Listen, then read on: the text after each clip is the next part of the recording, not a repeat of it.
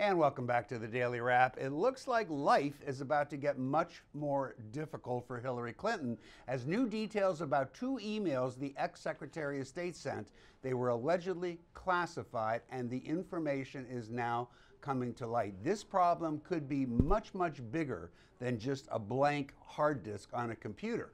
According to reports, the classified documents involve top secret satellite images that would have had to have been sent to Clinton's email server from a highly classified room inside a government agency entitled a SCIF room. That confuse you? It should. I didn't understand it either, but we're going to find out more about it, because here to explain how classified documents are handled by the government, who can handle them, and where they are legally banned from ending up is former cybersecurity advisor to the State Department, the Department of Justice, and Homeland Security, Morgan Wright. Welcome, Morgan. Thanks so much for joining us tonight. Hey, you bet. Thanks for having me on. This is fun. First Skype interview in a while. Oh, okay. Well, we're glad it's with us. So let me start by asking you the bigger question. Do we know for a certainty that the documents in question here were originally labeled top secret? And if you do know that, tell us how we know.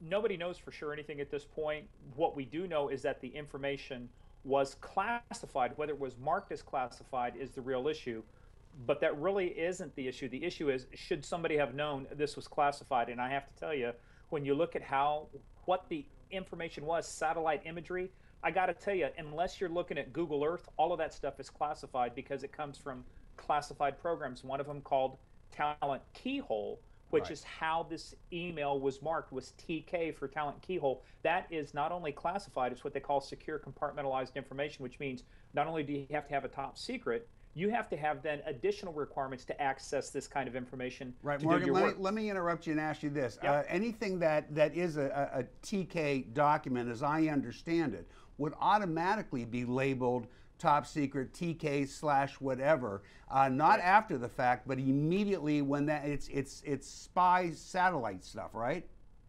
Yeah, it's also called special intelligence. It's signal intelligence. So it's it would satellite have to be intelligence. labeled.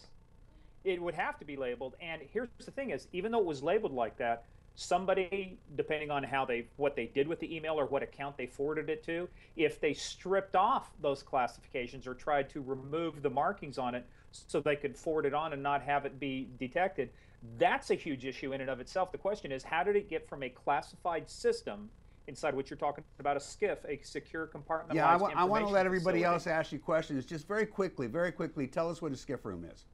It's secure compartmentalized information facility. So when you go into a SCIF, for example, here's my iPhone. If I walk into a SCIF with my iPhone, it's no longer my iPhone. It belongs to the government. If I walk in with a pager, back in those days, I was over in Turkey doing some work for the State Department. We had one guy had his foot halfway across the SCIF. He said, uh-oh, had to take his phone out. Once you enter that breach, that perimeter, everything belongs to the government, everything electronic, printers, computers. It is where they deal with secret and top secret information. So the reason they do it is so they can control it. You can control access to it. You know who gets in and who comes out, and that includes the computer systems inside. Understood. Amy Holmes. Morgan, this is Amy Holmes here. Hi, Hi, good to talk with you. Reading a piece in the Daily Beast going over some of these details about classification. This writer and national security expert saying that Hillary Clinton had the responsibility to know that it was classified information, even if it was unmarked. And let's remember, we are talking about the former First Lady of 8 years, former United States Senator from New York. So during her tenure as senator, she would have been very aware of classification systems. And then the Secretary of State. So her claim to ignorance just doesn't have very much credibility. Don't you agree? It depends on what the definition of is, apparently. Yeah, look, I was a detective, and there were certain times, look, if I was out there and I saw $1 million laying on the side of the road and I picked it up, I would have been charged with the crime, theft of lost or mislaid property.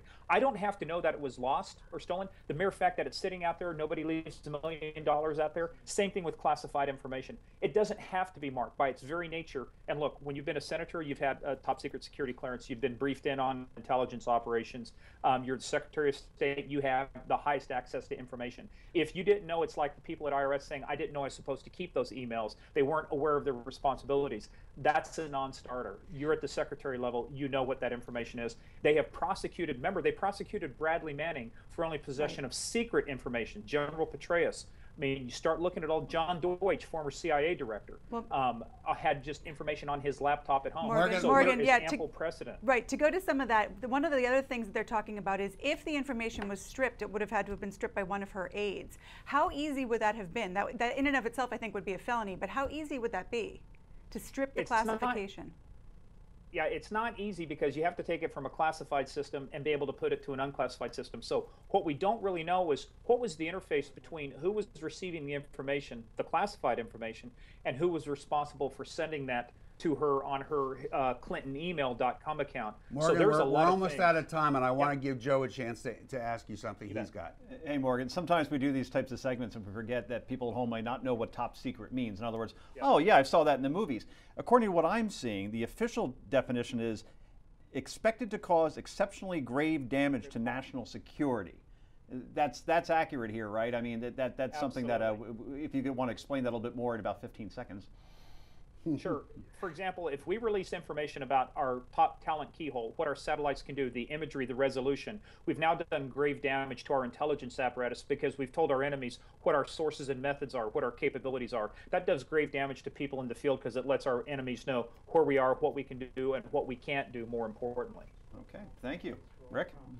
So, Morgan, we got to say goodbye to you. I have a funny feeling that we're going to be talking to you quite a bit over the next few months. Morgan Wright, thanks so much for joining. We'll see you again soon.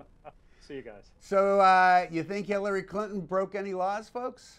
Give me a quick yes or no before I ask. Quickly. Absolutely is a word. Yeah, okay. Yeah. Let us know at newsmaxtv.com/comments if you think she broke the law. More on Hillary Clinton coming up after this break. Stay with us.